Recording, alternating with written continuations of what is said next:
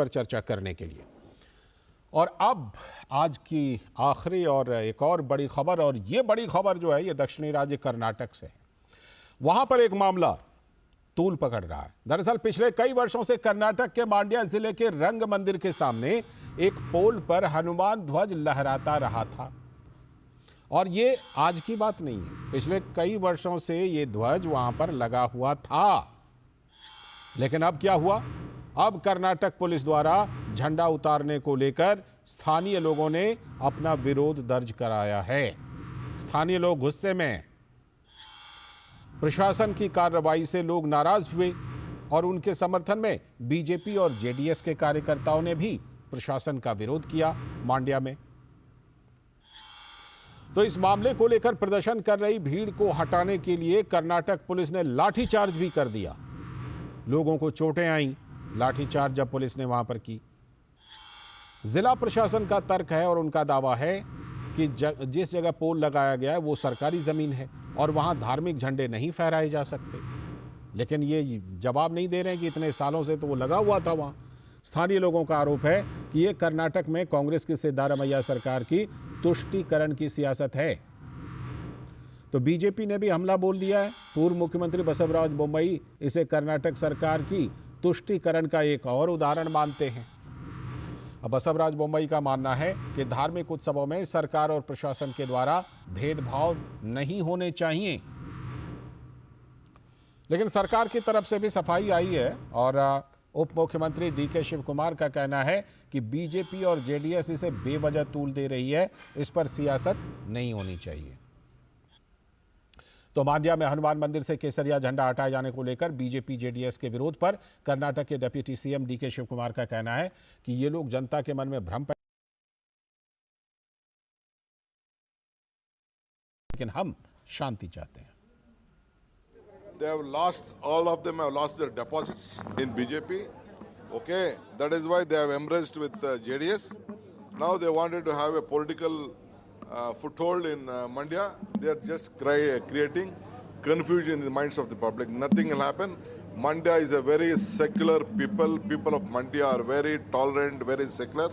They will not look at it. This is purely politics and they wanted to destabilize the peace of the state. Ayesha Khan अब हमारी संवाददाता हमारे साथ जुड़ चुके हैं। आयशा, हमने डीके शिव कुमार का ये जवाब सुना, जनरल में वो जवाब दे रहे हैं, लेकिन स्पेसिफिक नहीं बता रहे हैं कि वो जो ध्वज था, जब वो पिछले कई सालों से वहां था, तो उसको उतारने की जरूरत क्यों पड़ी जिसकी वजह से लोग नाराज हैं? देखिए लालचंद जी, मैं आपको थोड़ा इसका बैकग्राउंड बता दूं। ये बहुत सालों से नहीं था, ये हाल ही में नया ध्वज बनाया था। इस गांव के कुछ लोगों ने मिलकर यहाँ पर ध्वज स्तंभ बनाया था, क्योंकि उन्हें राम मंदिर का जो जश्न मनाना था, इसके चलते उन्होंने यहाँ पर ये ध्वज बनाया था और उसके लिए ध्वज स्तंभ बनाया था। इसके लिए उन्होंने बाकायदा परमिशन भी ली थी और उनके पास वो लेटर भी है। लेकिन सरकार ये कह रही है कि परमिशन लेटर में सिर्फ ये कहा गया था कि यहाँ पर राष्ट्रध्वज लगेगा और राष्ट्रध्वज लगेगा या फिर कर्नाटक का जो ध्वज है लाल और पीले रंग का, ये ध्वज लग सकता है और इस पर कोई धार्मिक प्रतीक का ध्वज नहीं लगेगा। लेकिन मंदिर का जो राम मंदिर का सेलिब्रेशन था, उसके लिए गांव के लोगों ने यहाँ पर ध्वज लगाया था, तो सरकार ने इसे हटाने के लिए कहा। देखिए, कर्नाटक सरकार शुरू से ही बजरंग दल को बैन करने को लेकर मैनिफेस्टो में अपनी बात कह चुकी है।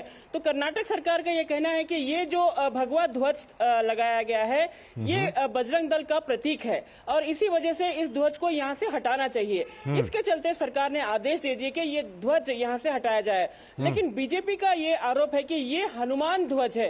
बीजेपी कह रही है कि हम राम मंदिर के जश्न के सिलसिले में इस ध्वज को लगाया था। तो ऐसे में ये दोनों के बीच में बीजेपी और कांग्रेस अब आमने सामने है इस ध्वज स्तंभ को लेकर। और कर्नाटक सरकार का कहना है कि इस इलाके में राजनीति हो रही है और कर्नाटक में पूर्व मुख्यमंत्री कुमार स्वामी मंड्या से चुनाव लड़ने की तैयारी कर रहे हैं। तो ये एक राजनीतिक रूप ले लिया है और बीजेपी ने जमकर इसका विरोध प्रदर्शन किया है और 4 तारीख को बंद होगा। राजनीति की बात ठीक है, सब अपनी अपनी बातें कहेंगे, लेकिन जो नाराज लोग हैं उनका क्या कहना है? वो क्यों अपनी नाराजगी या वो क्यों विरोध प्रदर्शन कर रहे हैं?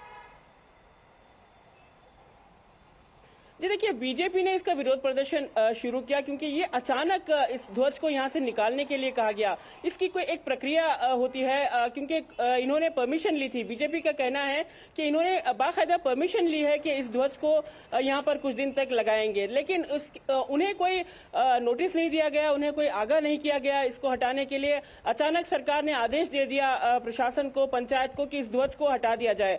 इसके चलते गाँव वाले काफी नाराज हैं क्योंकि गाँव वालों ने मिलकर इस ध्वज स्तंभ को बनाया था। उन्होंने अपने पैसों में अपने पैसे कंट्रीब्यूट करके इस ध्वज स्तंभ को लगाया था।